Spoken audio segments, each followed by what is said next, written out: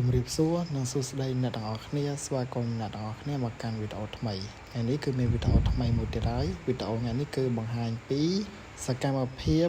ការពារនិក្ខេមប័ត្ររបស់ក្រុមរបស់ខ្ញុំដែលគេអាចនិយាយបានថា Thesis Defense នេះគឺជាកាដូដែលជូនទៅលោកគ្រូអ្នកគ្រូនិងគណៈកម្មការសាស្ត្រាចារ្យឥឡូវនេះពួកខ្ញុំចិត្ត Defense ហើយមុននឹងព្រីអត់បានថតឥឡូវ Defense នេះពងពាក់កៅអៅពាក់អីនេះគ្នាខ្ញុំបាទសមាជិកដែលបាត់មុខផឹកបាញ់ហើយសមាជិកមួយទៀតត្រៀមខ្លួនដើម្បី Defense Thesis ជួបគ្នាបន្តិចទៀតជាមួយនឹង Research ឥឡូវនេះមកដល់លើឆាកហើយដៃគូម្ដងទៀតត្រៀមនឹងការ present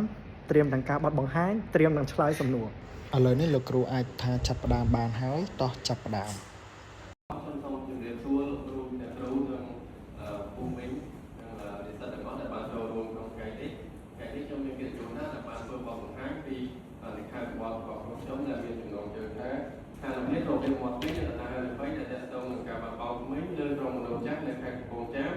ប្រទេសកម្ពុជា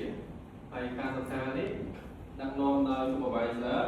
Dr. ឆែពីរុំនិង Co-Supervisor Professor កាន់មកទីហើយទីនិងសមាជិកក្រុមរបស់ខ្ញុំមាន3នាក់ខ្ញុំគឺនីលេខាងជើងហៅនិងសុខវាសនាហើយបន្ទាប់គឺខាងជើងហៅគាត់នៅបោះស្រាយបន្ត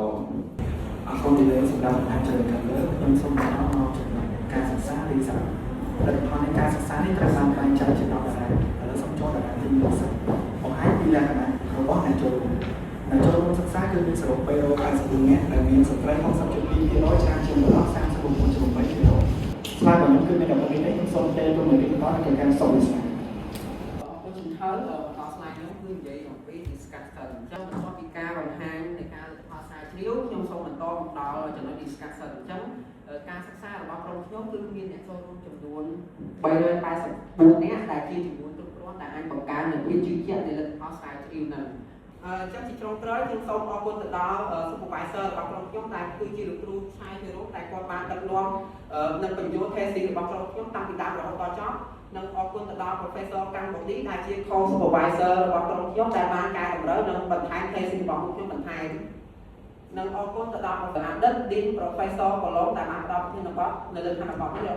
ពួកយើងខ្ញុំនិងអរគុណទៅដល់ Professor ស៊ូសុផារិនដែលគាត់បានជួយកែនៅបេសញ្ញារបស់ក្រុមពួកខ្ញុំនិងអរគុណទៅដល់ Professor ស្ទីបហាថានដែលគាត់ជួយផ្ដល់នៅ feedback បន្ថែមនិងអរគុណទៅដល់លោកគ្រូស្គីវកៃនិងអ្នកគ្រូបរនីដែលបានលោកគ្រូបានជួយមកធ្វើ examiner នៅក្នុងថ្ងៃនេះនិងអរគុណជាចុងក្រោយអរគុណទៅដល់អ្នកគ្រូវីណាដែលអ្នកគ្រូបានជួយសម្របសម្រួលក្រុមពួកខ្ញុំតាំងពីដើមរហូតដល់ចប់និងជាចុងក្រោយខ្ញុំសូមអរគុណលោកគ្រូអ្នកគ្រូនិងសិស្សបងសិស្សប្អូនដែលមកចូលរួមនៅក្នុងថ្ងៃនេះនិយាយត្រង់ដល់ពេលដែលមុនធ្វើបទបង្ហាញគឺមានអារម្មណ៍តឹងណាតែដល់ពេល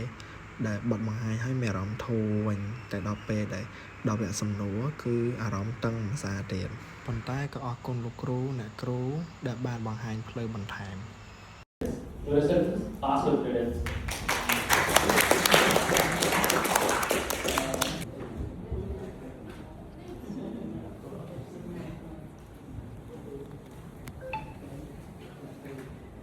សច្ចាប្រតិធានពីប្រូក្រាមនៅពេលដែលត្រូវបានអនុញ្ញាតឲ្យបំពេញភារកិច្ចក្នុងមុខវិជ្ជាជីវៈជាគ្រូពេទ្យយើងខ្ញុំសូមសន្យានិងសូមសច្ចាយ៉ាងអាវ៉ារថាស្មោះត្រង់និងត្រឹមត្រូវជានិច្ចចំពោះមុខច្បាប់កង្វល់ទី1របស់យើងខ្ញុំគឺការធ្វើប្រសើរឡើងនៃការការពារឬការលើកកម្ពស់សុខភាពរាងកាយនិងស្មារតីជូនដល់បុគ្គលនិងសង្គមយើងខ្ញុំសូមឲ្យមនុស្សគ្រប់រូបនិងសហគ្រាសទាំងឡាយឲ្យតម្លៃនិងគ្រប់គ្រងយើងខ្ញុំប្រសិនបើយើងខ្ញុំមានភាពស្មោះត្រង់និងភាពសន្យាទាំងអស់នេះទៅវិញប្រសិនបើយើងខ្ញុំមិនគោរពតាមការសច្ចាទាំងនេះទេសូមឲ្យយើងខ្ញុំអាប់អោនគេឈ្មោះនិងត្រូវទទួលការផ្នែកតែដៀបយើងខ្ញុំសូមស្បោះ Jing Hao for receive the certificate of completion.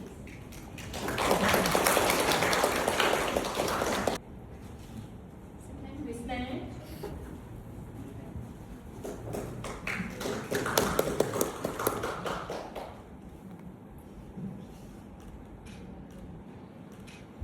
Finally, Elaine.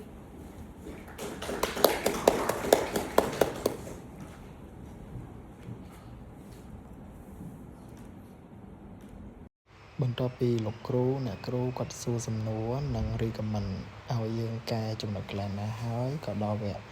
បានចែក certificate thesis defense និងវគ្គចុងក្រោយគឺបានគ្រប់ photo ក៏ដូចជាថតរូបជាមួយនឹងឯកសារបណ្ណាលោកគ្រូអ្នកគ្រូនិង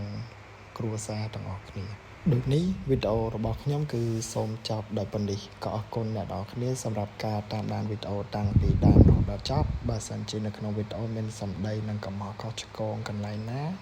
ក៏សូមមេត្តាអធិស្ឋានផងចាំជួបគ្នានៅវីដេអូក្រោយជាបន្តទៀតបាយបាយ